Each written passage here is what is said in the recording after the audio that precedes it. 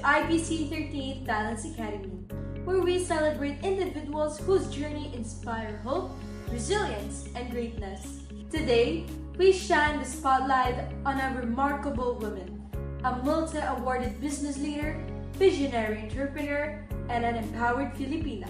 She is the driving force behind Dress Chic Luxury Original, a brand that radiates sophistication, originality, and timeless elegance. More than her business success, she is also a humanitarian with a giving heart, known for uplifting others and making a difference in people's lives. It is my honor to introduce Dr. Jennifer G. Boles. Yun. Hello po! Hello po sa inyo, sa mga viewers natin. Hello po. Every journey to success begins with humble steps. How did your story unfold before reaching where you are today?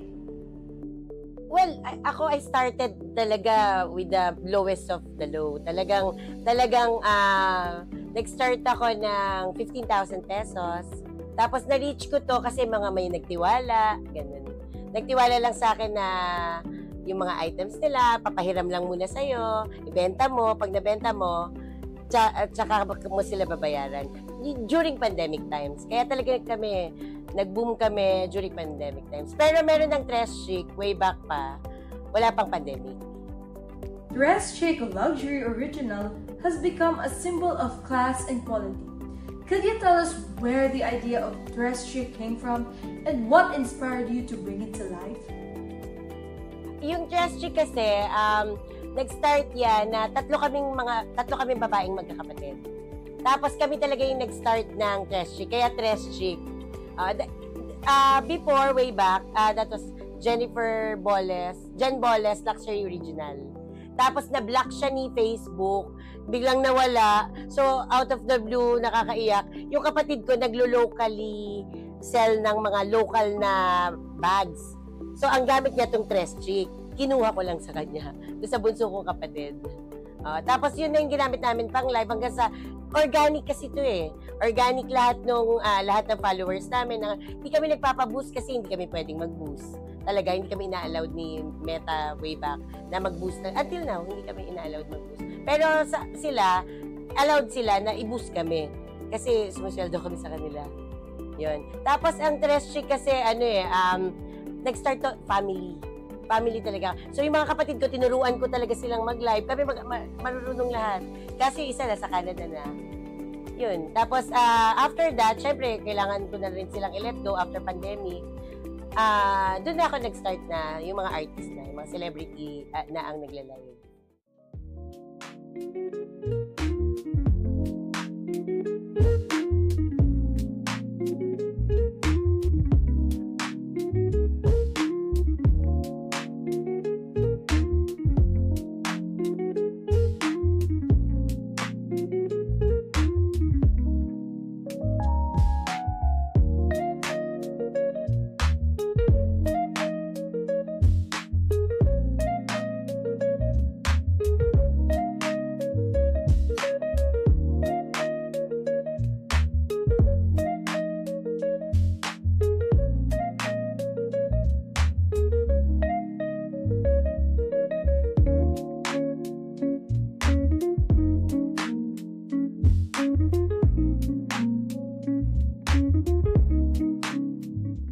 You've already achieved so much, but I know your vision continues to grow. What are the other goals you've set for Dress Chic, and what future achievements do you dream of? Well, ako kasi honestly, talagang contento na rin ako sa kung anong na-reach ng Dress Chic. Pero syempre, since meron kaming goal na tumulong at tulungan pa yung mga nangangailangan, most especially yung mga artist din na kailangan din ng tulong kasi hindi naman lahat successful, di ba? Lalo nag-pandemic, di ba? So ngayon, maraming nawalan ng career, maraming nawalan ng so andito kami to help them.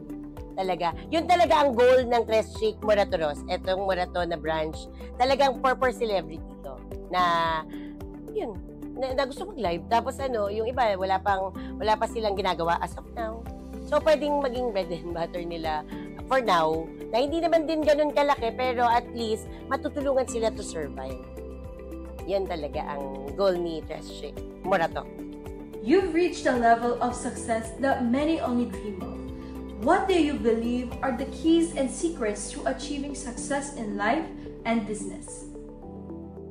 Kasi ako, meron akong motto na be fair even if others are not. Lagi akong parehas talaga. By all means yun. Kaya nga kami, we offer lifetime money back guaranteed. Most especially sa mga items namin since it's pre-owned. Siyempre, gusto namin na may assurance din si buyer. Meron siyang peace of mind na talagang kapag nakabili siya ng fake, ibabalik yung pera niya kahit 10 years niya ang ginamit yung bag. Just, kailangan niya lang i-prove na talagang sa amin galing yung item, sa amin galing yung bag. Siyempre, meron din tong konting process na talagang i-investigate pa namin. Kasi hindi naman porket binalik mo, baka mamaya sa iba mo binili, di ba? So, yun. Siguro yun yung key ko, kaya mas naka-ahead ako sa iba. Mas naka-ahead ako dun sa mga kasabay ko or talagang parehas ako by all means. Sa decision, lahat. Fair talaga tayo. What's truly admirable is that beyond your success, you are a humanitarian.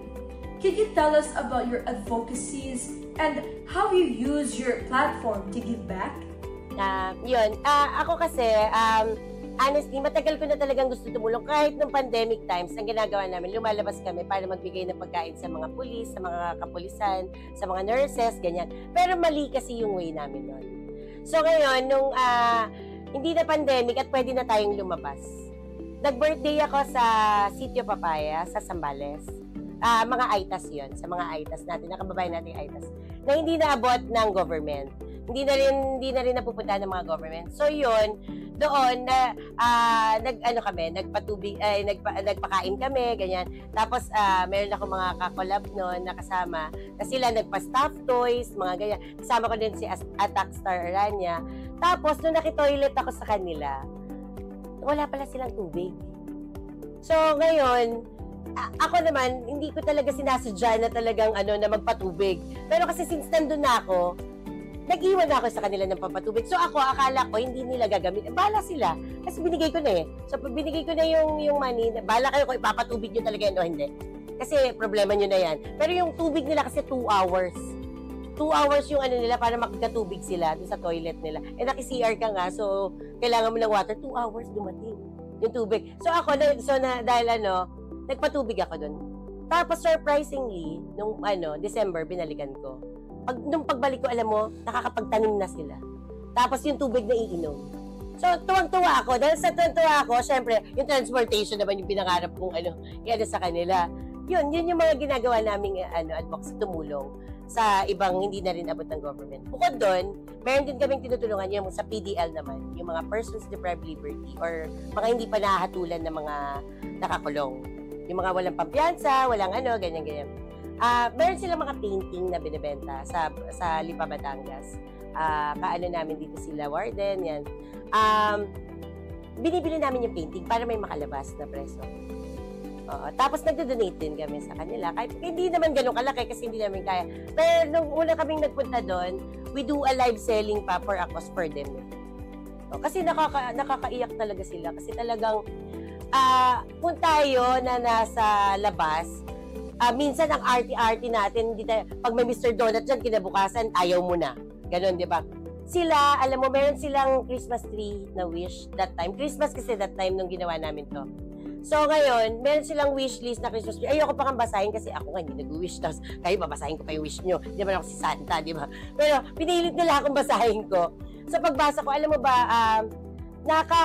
kasi marami ako natutunan that time. Kasi nga, ang wish lang nila, Islander na chinelas. Tapos, Mr. Donut, Dunkin Donut, Chooks to go, mga yun lang yung wini-wish ng mga tao. Samantalang ikaw, ang arte-arte mo, pag kinabukasan na yung Chooks to go sa, hindi mo nakakainin, baka itapon mo na, or di ba? So, parang ang daming naituro sa akin na, kailangan talaga makontento ka kung anong meron ka. Alam mo yun? Kailangan talaga kung anong meron ka, talagang grateful ka talaga. Kasi hindi mo alam kung yung mga tao na nag-aas lang nun. Na pangarap lang yun. Yung mga bagay na akala mo wala lang sa'yo. Yun. So, yun yung mga tinutulungan namin. Tapos, meron din kaming mga charity na yung mga sa mga may cancer patients, mga ganun. Pero yung mga ganun namin, nakikikollaborate lang muna kami sa ibang company. So, yun talaga yung ginagawa namin. dito kay Treshy. You've also been recognized with numerous awards. Could you highlight some that are most meaningful to you?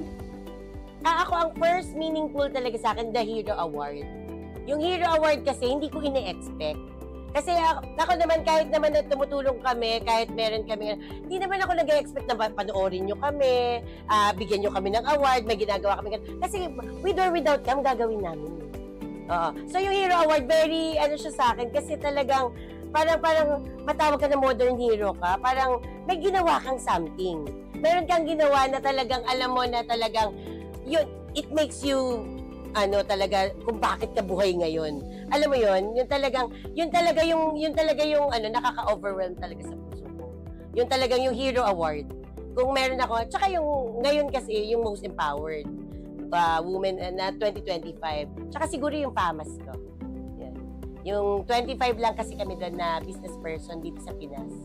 Yun yung mga i-highlight ko. Pero talaga, ang pinaka-favorite ko talaga dyan, yung Hero Award.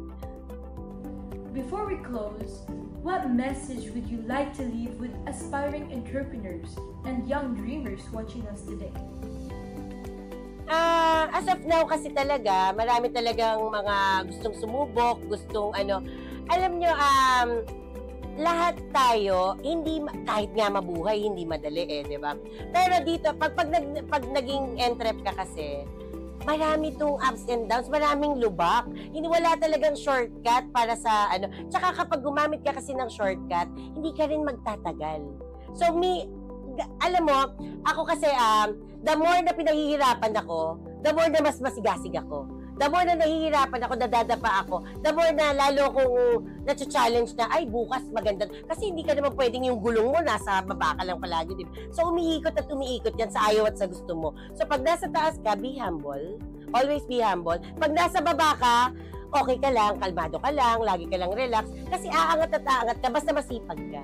Tsaka parehas ka dapat lagi. Yung pagiging fair mo, dapat hindi mo yan alisin. Tsaka talagang yung humble. Yung talagang, yung hindi ka magyayabang, hindi ka, alam mo, marami na akong nakilalang tao, marami na akong, alam mo, actually, marami na akong kaibigan, marami na akong nakilalang tao, na hindi ko naman alam kung lahat sila okay sa akin. But then, ako, hindi ko sila nararamdaman.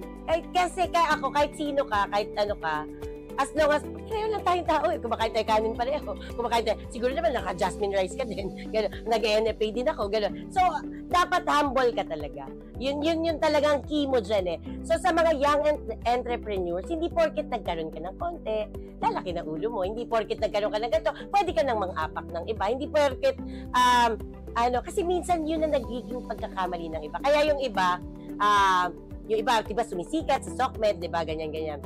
Ang nagiging pagkakamali nyo talaga, lagi nyo i-observe yung sarili nyo. Kasi ako, yun ang lagi kong ginagawa. Yun talaga, pag medyo na ako, parang, iba na yung joke ko dun medyo nagsiself-check na ako nun. Kasi baka may something na ako na nakaka-offend na. Parang hindi kasi right, di ba? Ayun. Yun talaga, sa mga young entrepreneurs, pag down moments, relax lang, basta masipag ka, keep going, tuloy-tuloy lang yan, wala kang inaapakan, parehas ka, go lang yan, aangat at aangat ka pa rin, lalo pag alam mo na yung formula ng kung paano ka yayaman. Ako kasi alam ko, hindi na ako, mayabang talaga ako. Ako talaga alam ko, hindi na ako maghihirap, kasi alam ko na yung formula kung paano aangat.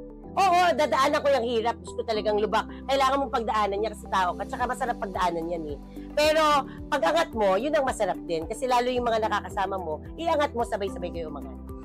Ganun. Hindi pwedeng ikaw lang Sa buhay, no man is an island, di ba? Talagang, pag umangat ka, isama mo yung kasama mo ng down moments mo. So, yun lang. Kung nakakaranas kayo ngayon ng down moments, lalo most especially mentally, yung mentally na nakakapag-isip ka ng something or okay lang yan. Tao ka kasi, kaya nararamdaman mo yan. Talagang kailangan mo yung maranasan para pag umikot yung gulong at nandun ka sa taas, masarap siyang namnamin. Talaga, yung tagumpay, lalo kapag kasama mo yung mga kasama mo sa baba, sobrang okay yun. Ganun. So, yun lang ang ma-advise ko sa mga young entrep. Huwag lang lalaki talaga ang ulo. Kasi maraming kinakain ng fame, ng pera, ng marami. Kahit hindi mo sabihin, kahit ako dumating ako sa, parang ang maganda lang sa akin, nagsiself-check talaga ako. sino-check ko talaga yung sarili ko kung saan ako magkakamali, kung saan ako nagkamali na. Tapos, bumabalik lang ako sa day 1. Yan, ganun lang. So, yun lang din ang ma-advise ko para hindi tayo bumagsak na talagang kasi masakit yan. Masakit yung umangat ka na ng, tapos binagsak ka, tapos hindi ka na makabawi. Yan. Kapag medyo may attitude tayo, ganun ang mangyayari sa atin. So, yun lang ang ina-advise ko. Maging parehas lang kayo, laging humble, huwag kayong mang-apak, hindi porket mas mababa sa inyo, kailangan below nyo na, huwag ganun. Yun talaga. Dapat lagi kang makatao talaga. An empowered woman, a visionary leader, and a compassionate humanitarian, Dr. Jennifer G. Boles. She has shown us today that true success is not only about building a business, but also about touching lives and creating lasting impact. On behalf of IBC 13 Talents Academy, we thank you, Doc Jennifer, for sharing your inspiring journey with us. To our viewers, may this story remind you that with faith, hard work, and giving heart, success will always follow. This has been Nicole Almir. Until next time, thank you and God bless.